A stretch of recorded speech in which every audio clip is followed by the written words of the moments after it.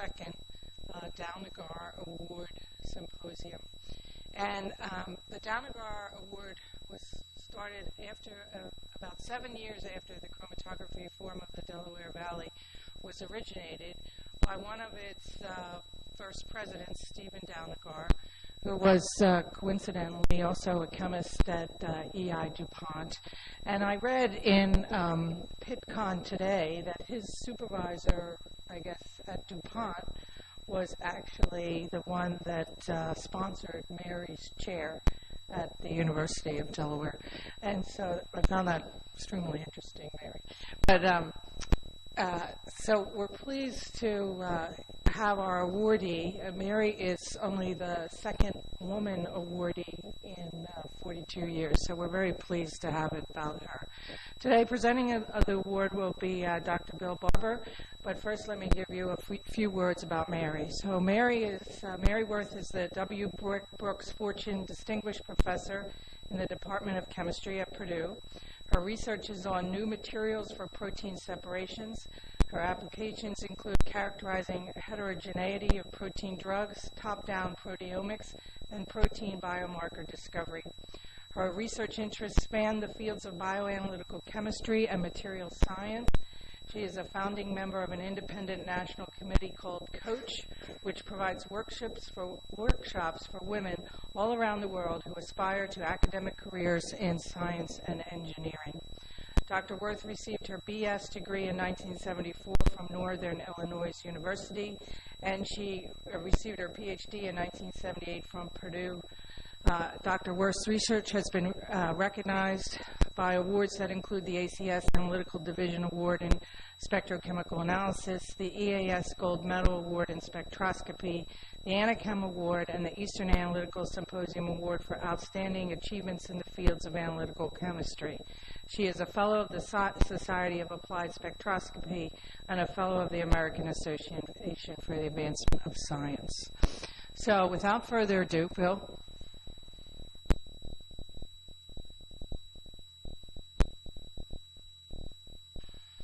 Unfortunately, the current president of the Chromatography Forum of the Delaware Valley couldn't be here today, but as a past president of the CFDV, it gives me great pleasure to present this plaque and award to Professor Mary Wirth.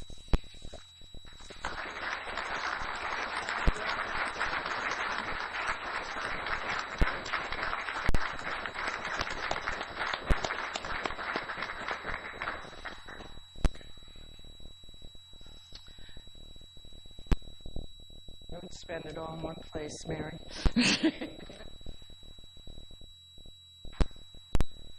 Okay, so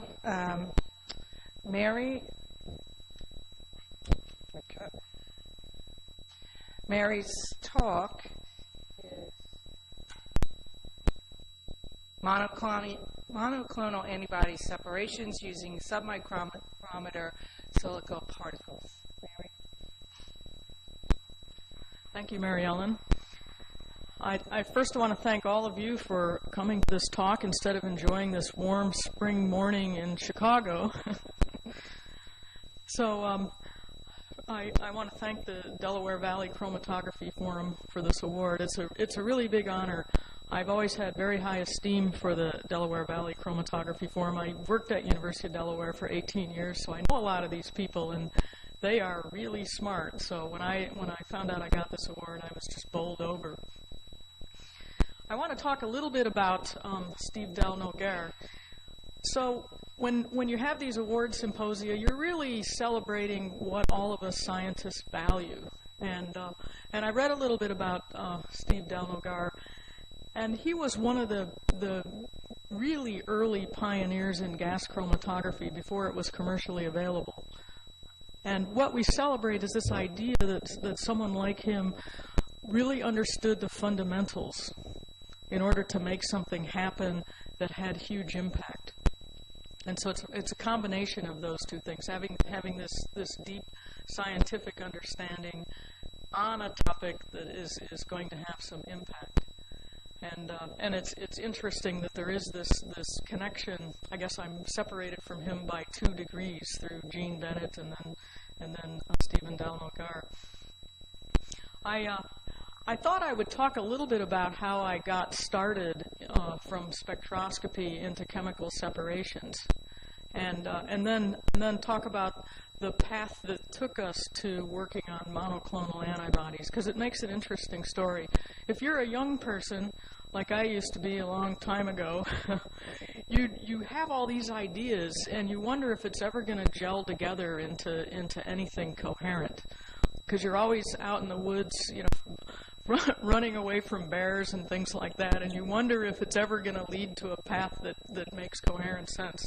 And maybe it's a coincidence, but my path kind of makes coherent sense, and so I wanted to talk about that a little bit.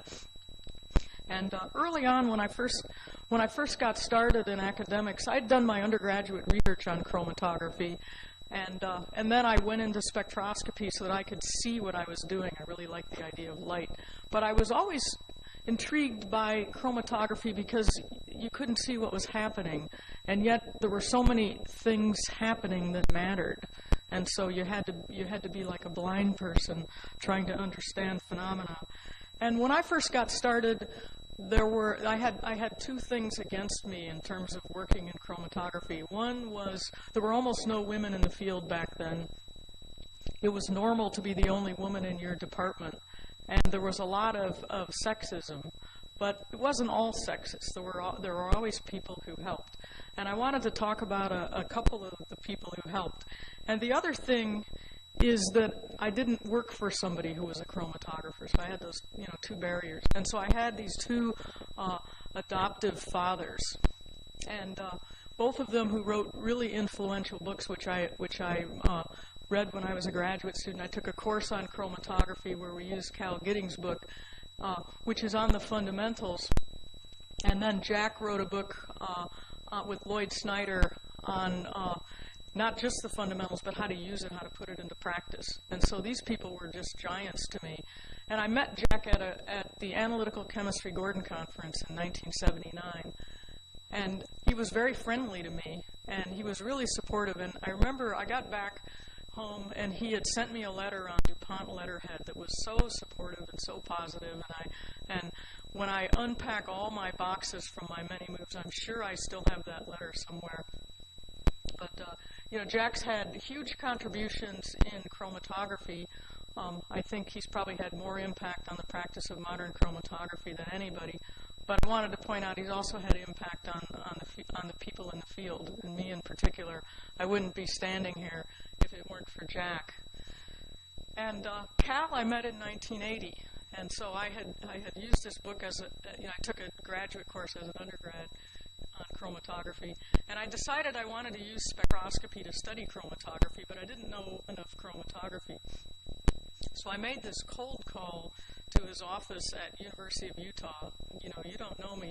My name's Mary Wirth, and I would like to learn chromatography from you. Can I fly out to Utah and pick your brain? And he said, sure. And so I flew out there. He aligned his grad students and postdocs to take me out skiing and all that. And so I traveled out there quite a bit over spring breaks. And he gave me his notes, which eventually led to his second book. And just very friendly, generous, welcoming to this spectroscopist who wanted to learn chromatography. So they're kind of like my major professors in chromatography. And both of them are also in the spirit of really having a deep understanding of the underlying phenomena and choosing that on a problem that has really high impact. And so I want to tell you about the path that we took that led directly to the work that we're doing now on monoclonal antibodies. And so I had a little bit of a rocky relationship with funding agencies, as all young people do, and I did finally get some funding for this from the Department of Energy, actually thanks to Buck Rogers, who put in a very good, strong, kind word with the program director there. And so we were off and running with some funding. And so these are a couple of my students from University of Delaware. Malcolm Montgomery, who did spectroscopy, and Tony Green was an undergrad chemical engineering major who did some really nice work to help us understand the interface, looking at at contact angles and analyzing them for interfacial energy. And the first thing we did, and this actually made us turn a corner in this work. So I was interested in this idea of methanol wetting chains, because I didn't understand. Everybody at conferences talked about methanol wetting the chains, making the chains mobile. And I thought, how can an immiscible liquid, methanol, wet chains that are from this immiscible liquid octadecyl silane? And it turned out we learned that it doesn't. It just lowers the energy at the interface. And so that was thanks to Tony's really bright interfacial work with us. And so what we found was that when we put this molecule, this MSB, inside the stationary phase, it didn't know whether there was methanol out there or not. The methanol had no effect on what was going on inside the chains. And so I presented this at Pittcon. So I go to Pittcon, and I'm all excited. We learned something new and everything. And the audience claps. And this guy in the front row raises his hand, and he said, well, that's really interesting. Now we know what's going on here. He says, but why don't you study tailing? That's what everybody really is worried about. And so that sent me, off to at another completely different angle. And so we spent a lot of years studying tailing, which is one of the things that affects monoclonal antibodies. And so what we learned from that guy asking us the question turned out to indeed have big impact. And so tailing, if I just take alcohols and move them down here, so silanol groups down at the surface cause tailing, and Jack Kirkland taught all of us that you want these silanols to be as close together as possible. You want as many of them as you can so they can hydrogen bond to one another, which means they're not available to hydrogen bond to the pharmaceutical or the peptide or the protein. But it was always perplexing why you can't get rid of all of them. And so we got interested in why can't you get rid of all of them. So our first approach was, let's just cover them up, which worked pretty well, but you can never cover things up perfectly. So my students, Hafiz Fatumbi, who founded SMT, and I think he's got a booth here at Pittcon as well. And he makes stationary phases that are based on this idea. So you cover up the stationary phase by carefully polymerizing in the plane of the surface trichlorosilanes. And Peter Fairbank, another graduate student, learned for us exactly how much water you have to have on the substrate to cause this to provide reagent water for the polymerization without providing excess. And this worked really well. It was Hafiz's idea to start doing silicon-29 NMR, and so we were the only group based on Hafiz's idea and hard work to show how self-assembled silanes were actually structured. So that was a very interesting thing. And we learned also from molecular dynamics simulations, if you use methyl spacers, this can all be in a plane. Anything bigger will make it want to ball up and add more defects. And so these wound up being really good for protein separation. So that's actually how I got started doing protein separations. I wanted to mention another student, Shuing Wang, who also had a really great idea to prevent silanol interactions, and that is growing polymer chains where you can make the you can have controlled growth on the surface and make this longer than the Debye length so that you don't have these ionic interactions with the surface. And Shuing also founded a company, and he also has a booth here at Pittcon, by the way. And what I learned from Shuing, he was an organic chemist. He joined my group as an organic chemist. And I told him, you're not going to learn much organic chemistry from me. I don't know organic chemistry. And he said, don't worry about that. I know the organic chemistry. I want to learn the analytical. He said that the people who are really going to be able to do things in the future are people who can make things and develop new ways of characterizing them. They'll have the most power.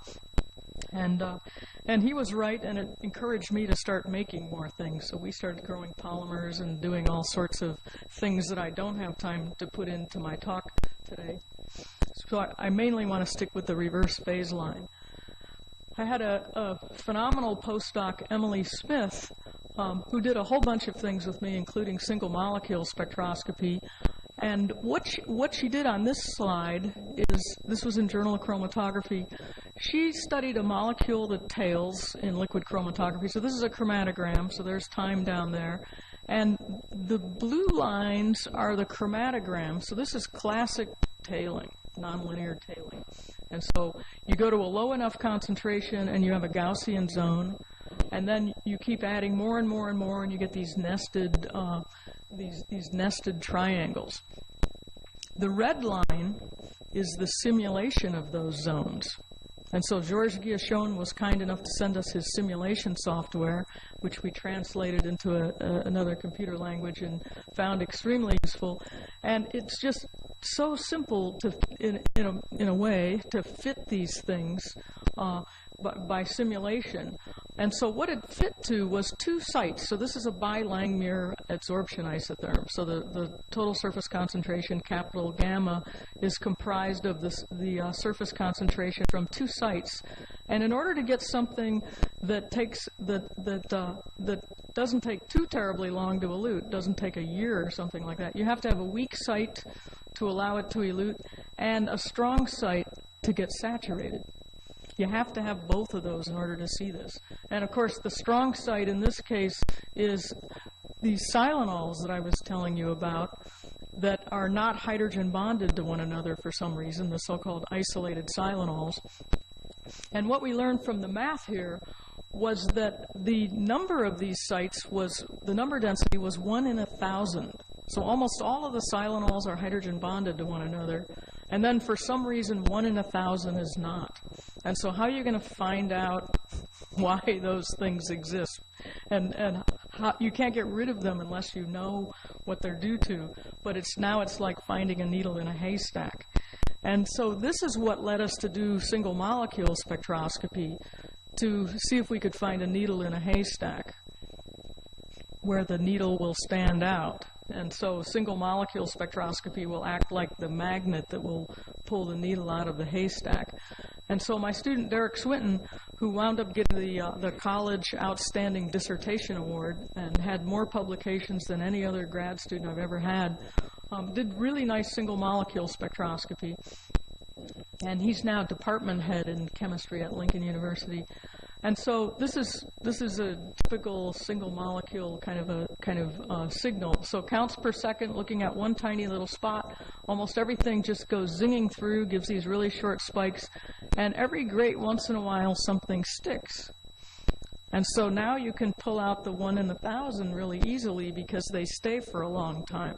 So going back to this bi-Langmuir idea, if there's a strong interaction, it should stay in the same place for a long time, and you should be able to see it. And so now we finally had a handle on these things. We could actually find them.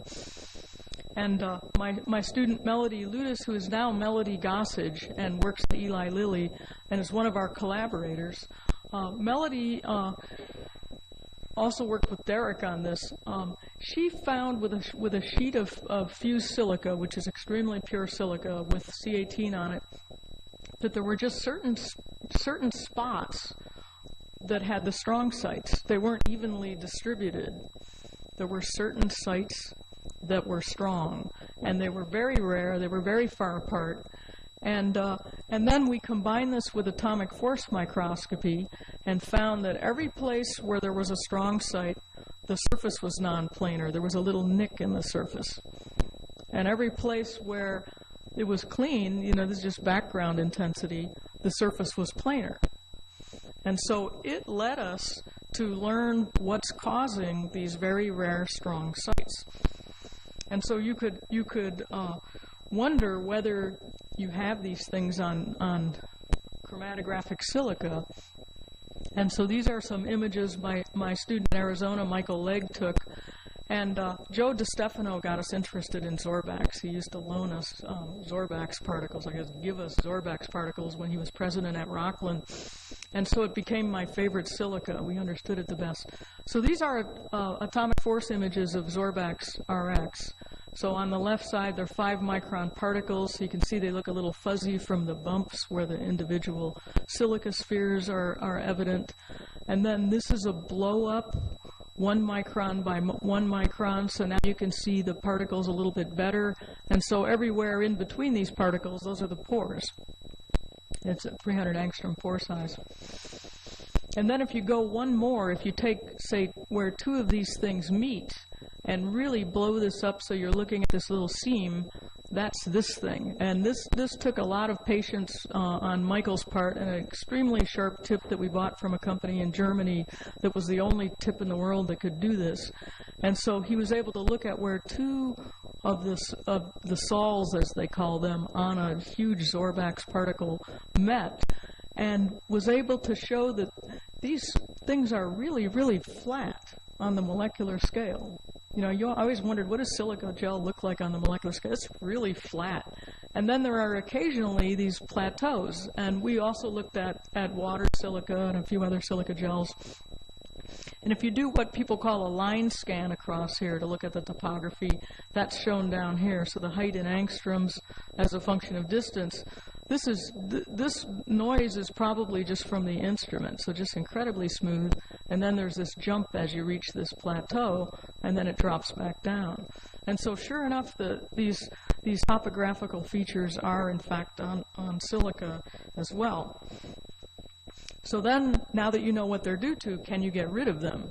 And it took some doing, a lot of different false starts. And finally, this is my former student, Josh Newby, who was a postdoc in my group. Josh is a proud former Illinoisan, grew up on a farm in eastern Illinois, standing in front of a tractor somewhere. If you're not from the Midwest, this is an old relic of a tractor. This is not the modern kind. And he's been a temporary professor filling in at Swarthmore, and he just got a job, more permanent job at Hobart and William Smith colleges. And so our idea was that if you have these bumps, they can isolate silanols. It was just very schematic. All you have to do is push these a little bit, and they can't be in hydrogen bonding distance anymore. And so the idea is if you can anneal the silica, then these would be within hydrogen bonding distance. And so we took a lesson from the optics world. At Lawrence Livermore Lab, they anneal their optics to smooth them, because these, even on the nanometer scale in the laser fusion program, it doesn't scatter very much, but when your laser power is enormous, that scattering is bad. And it's one of the things they have to do to reach break even in fusion. And so silica is known to be able to be annealed. In fact, Jack Kirkland, in his patent, annealed silica using 900 degrees Celsius in his patent. And so we variably annealed. If you don't anneal, so you just we prepared the silica particles ourselves. If you work at 800 degrees, you get a lot of tailing. So this is a chromatogram here. Anneal at 900 degrees and for 3 hours, I think, and less tailing. Go to 1050, which is the highest our furnace went up to, and quite a bit less tailing again. And so it was interesting to take this from what in the world is, from a question at Pittcon, actually, why don't you study tailing, to figuring out what these residual isolated silanols were due to and being able to fix them. So I wish I had looked at his name badge so that I could tell him the answer now, many years later. And so when my group makes silica in our lab, we always anneal the silica now, and so we go up to 1050 to get to get this to be as low in tailing as possible. And this was not end capped, and so you can reduce the tailing even further by end capping it, and then reduce it further yet by polymerizing these silanes. So everything I've talked to you about so far has been just looking at tailing. So if you go back to the expanded Van Diemter equation, so A, B, and 3 C terms, I've been talking just about this term here from the stationary phase. And these other terms matter too. And this is what we've been focusing our attention on in the last number of years, is improving the other aspects of this.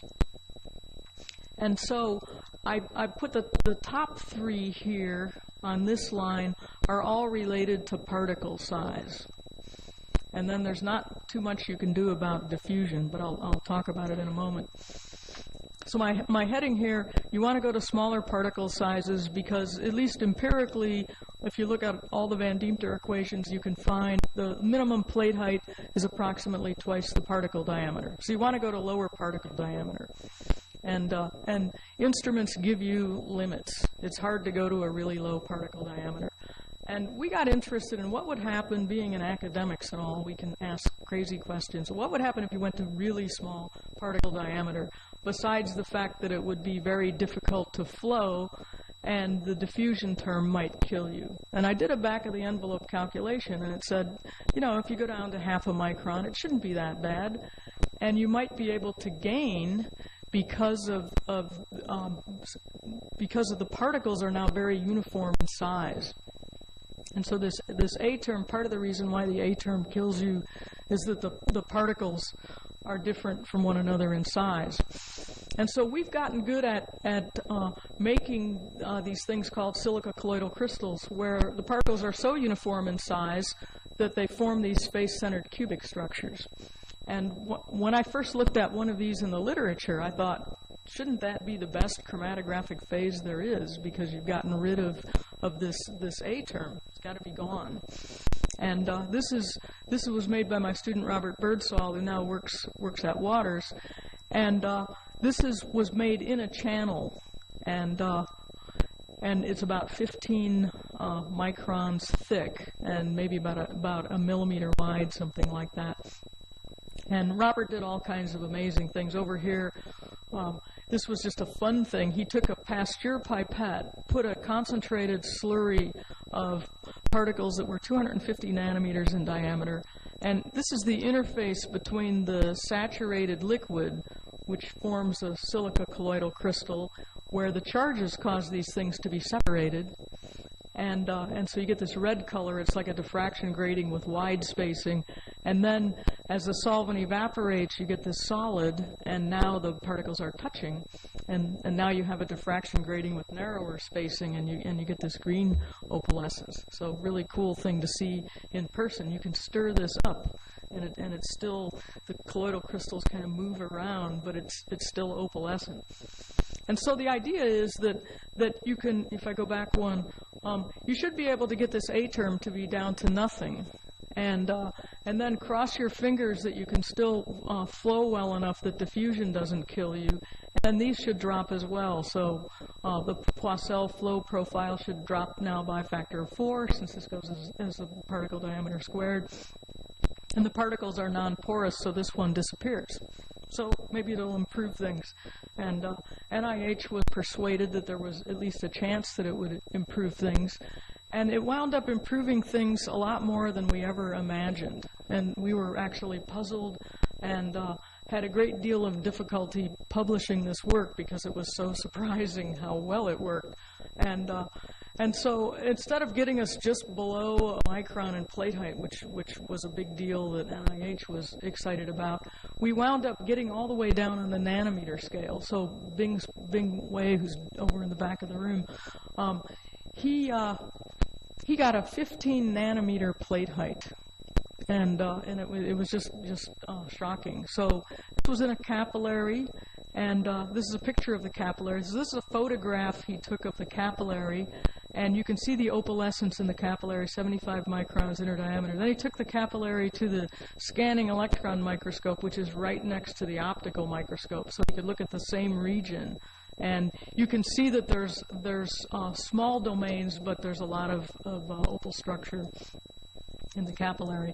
And so the image of the chromatogram is like so. You don't normally think of using a microscope to detect chromatographic peaks, but this is 75 microns across, and so the peaks, 2 sigma is about 75 microns, something like that, and this one's even a little bit narrower.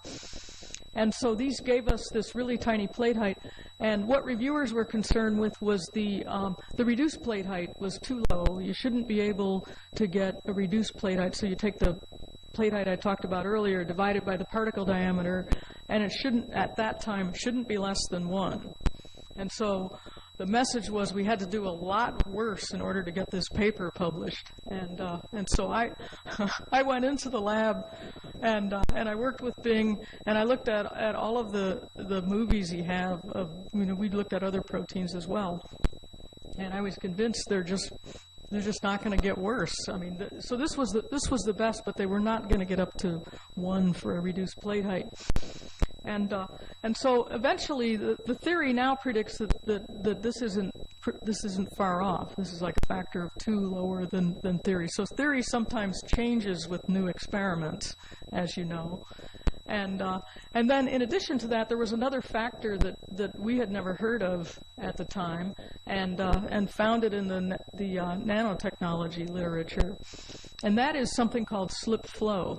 And so my student Ben Rogers, who's now at Gilead, you can see he's at Gilead in Canada by the maple leaf he often wore on his shirt. Proud to be Canadian. And so slip flow is something that gives you an enhancement in flow. It's a nanoscale phenomenon. I'll talk about it a little more in a minute. And I'm giving an entire talk on it tomorrow. So I'll just kind of summarize today.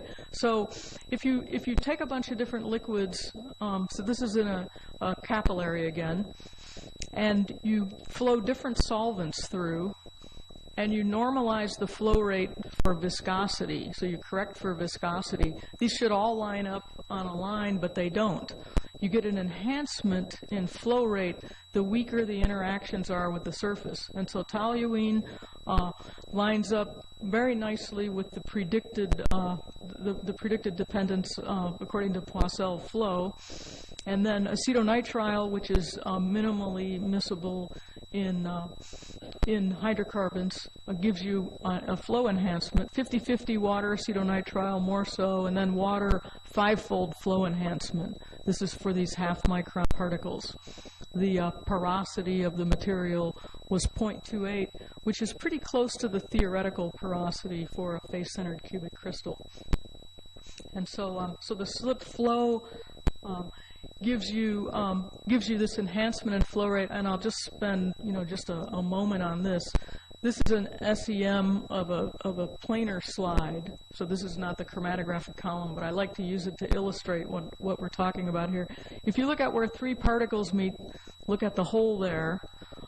So we're talking about the interaction between the mobile phase and the wall. And so I'm going to put the wall down here, and everybody knows from reading chromatography textbooks that there's this Poiseuille flow profile between these 2 walls. And then you also know that the velocity is supposed to go to 0 at the wall. And when you think about it, why should the velocity go to 0 at the wall? And the reason why it should is because there's molecular interactions between the mobile phase and the wall. So if you had a bare silica wall with all these silanols, which also have an adsorbed layer of water, well, water is going to hydrogen bond to itself, and so things have to stop at the wall. So when the theory for this was first written by Navier back in 1823, he had a choice, which he indicated in his paper, between having the molecules stop or having them not stop. And so he derived both. And everybody always uses this one because on the macroscopic scale, the interactions are enough that it slows down sufficiently that you can't tell that it hasn't stopped at the wall. So if you have weak interactions, it won't stop at the wall, which I show here. So water shouldn't stop at the wall because it has very weak interactions with these hydrocarbon chains. So you'll have a non-zero wall velocity. And Navier solved the problem for that as well and called it slip flow. So it either there's no slip or there's slip. And because we never had worked on the nanoscale before, nobody ever had to concern themselves in chromatography with slip flow. And so our 5-fold flow enhancement, if you look at it on a more realistic scale, this would be, this is a picture of Hagen-Poiseuille flow where the velocity goes to 0 at the wall. If I make the average velocity 5 times higher and work out the math, you have this really large wall velocity and then this narrower distribution of velocities in the channel. And so part of our enhancement in flow rate, in plate height, our improvement in plate height, is from this narrower distribution of velocities where everything has this wall velocity added to it. And so that helps with the C term that's due to Poisson flow. So that gave us an additional improvement. Plus the flow rate, the higher flow rate helps reduce the contribution from diffusion, which is not usually too big of a deal with proteins anyway. So it's something you don't really have to worry about too much. And so this helps explain why it had never been seen in chromatography before. So Ben took a bunch of different particle sizes. These are all non-porous. And he measured the slip flow enhancement, and then he fit it to the equation that Navier derived back in 1823, which relates the flow that you get to something called a slip length. And it's a mathematical construct. It's not a real physical distance. And what we found was with this fit that it's 63 plus or minus 3 nanometers, which is the most precision ever been put on a slip length. And so this means that once you get the interstitial dimension down to about the slip length, you get this really large enhancement in flow. And so you don't really get that until you start to get below a micron. And so this dotted line is no flow enhancement. And so we're working here at just a little under a half a micron, so we get this 5-fold flow enhancement. And Ben used particles as small as 125 nanometers, which give you this 25 or 20-fold flow enhancement. These error bars are from replicate capillaries. So he made 3 capillaries of each particle size.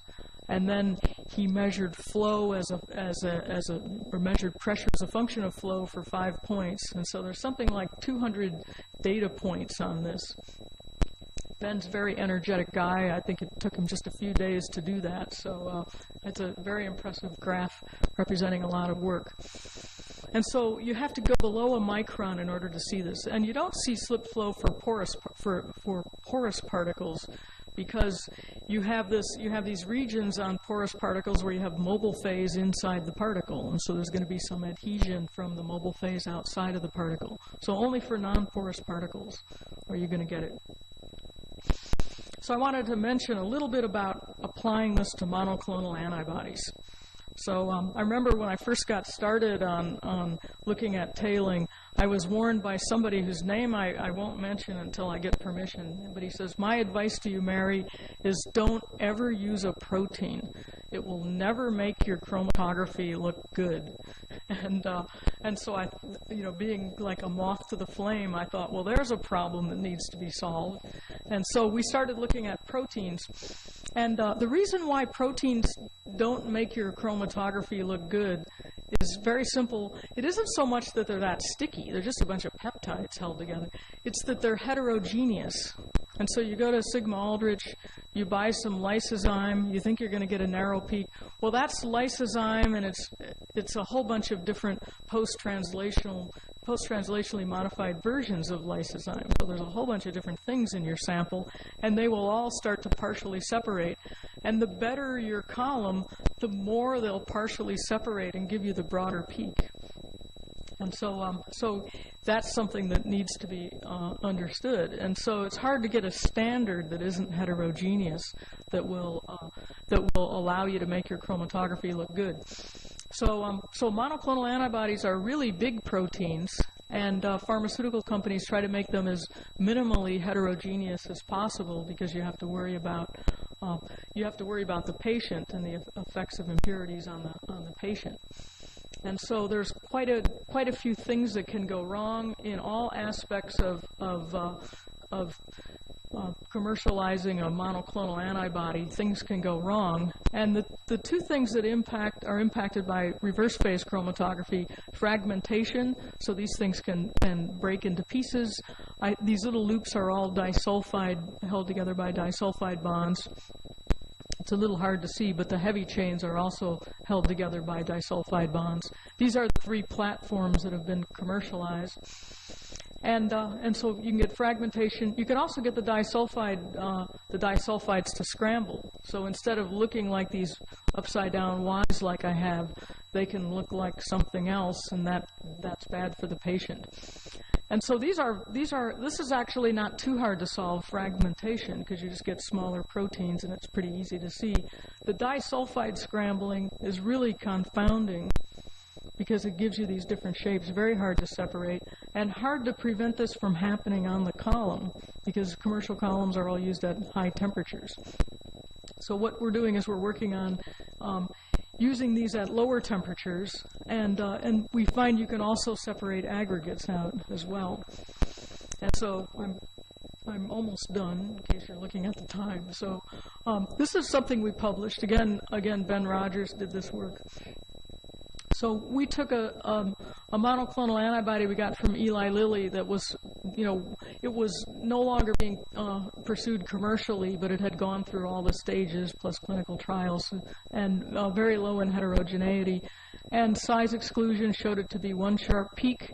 Reverse phase on a commercial column showed it to be a sharp peak. And then they gave us a little formula for how to form aggregates with it.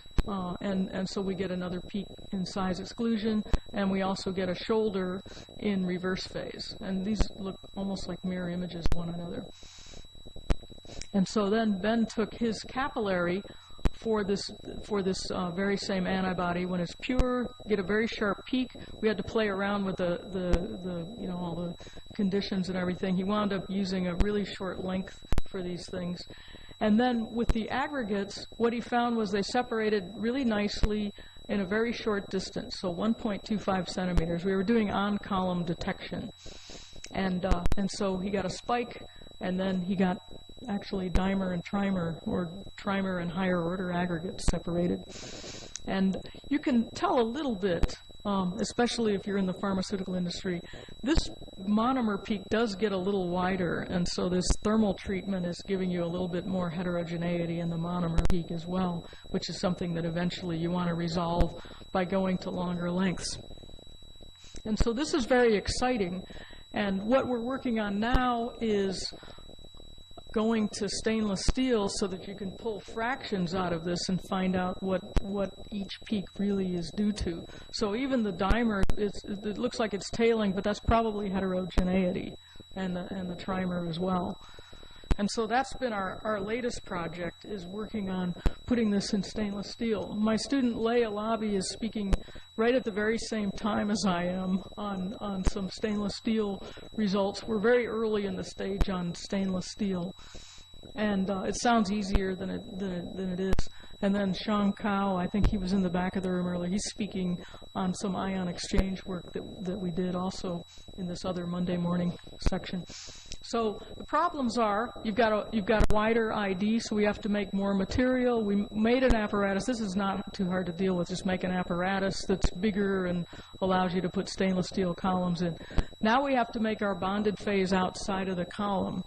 And so on Friday we took delivery finally of a device that allows us to reproducibly make these bonded phases outside of the column so that we can start packing columns directly with really well produced bonded phases. There's no on-column detection. What you have to have is a really good chromatograph. And so we took delivery in January of a Waters Acuity I series, which is really a good chromatograph. It only has about 4 microliters of dispersion volume, and so that's really, really good. And so we just got our bonded phase apparatus on Friday. On Saturday, my student packed a column, and we do get slip flow in our stainless steel column. And the results tell us that we should be able to go to lengths as long as 10 centimeters for our half-micron particles. We want to operate below the transition temperature, which is about 60 degrees for monoclonal antibodies to start scrambling the disulfide groups. And so this is for 55 degrees. And my student Leigh is presenting some work on separating the Eli Lilly monoclonal antibody at 55 degrees, which is very impressive. So he can see the aggregate peak, and he can see fragments as well with this 55-degree temperature. I'll mention my student Jen Wu, who's I see now in the back of the room here. Jen's presenting a talk tomorrow on going back to capillaries. Bing Chuan Wei worked with her first to developed these capillary tips, and Jen perfected it and is getting beautiful results with nanospray LCMS. We just had a paper come out in Analytical Chemistry on this where she gets a peak capacity of over 750, which could be higher because proteins are heterogeneous. But what she did was she took an E. coli lysate, took an early and a middle and a late eluting peak, the sharpest she could find, and those were all the same in peak capacity, about, I think it was a little over 750. So for an intact protein, that's amazing and unprecedented. And so I wanted to end my talk with having been a spectroscopist and having, had myself led by people who ask questions at Pittcon, your comfort zone is here, and amazing things happen when you constantly push yourself outside of your comfort zone. And then I'd also lastly thank NIH for supporting me over the last, I guess, 12 years or something like that. NSF for helping me get started, and DOE started in chromatography, Eli Lilly and Pfizer, as well as my students who are all pictured here and looking younger every year, I think. And so thank you for your attention.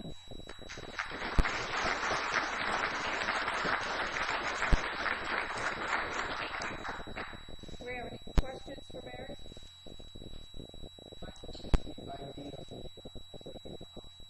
The IP? The ID, okay. The ID, yeah, right, good question, I know. Freudian, it was, right. Because I had to be careful what not to say, so. Yeah, we use 2.1 millimeter, but there's no reason why you can't use 4.3. What we do, so we're in academics, we're, it's labor intensive, so we try to use our silica particles as sparingly as possible. There's no reason why it can't be scaled up. Then dispersion volume is even, the instrument parameters are even less of a consideration. Any other questions? Yes, April, right?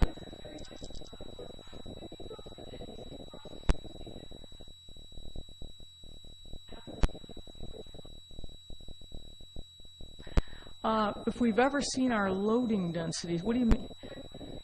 Oh.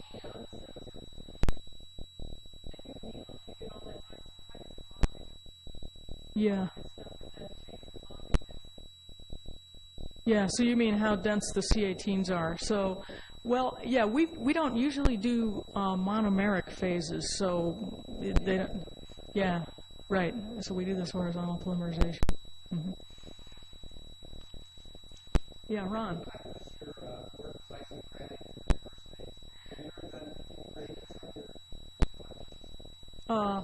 Yeah, we have. So, the work that Bing did with the BSA was isocratic, and then everything after that was gradient.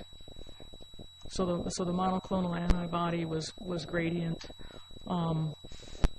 And everything in stainless steel is gradient as well. The proteomic stuff was all gradient, 60-minute gradient, 750 peak capacity.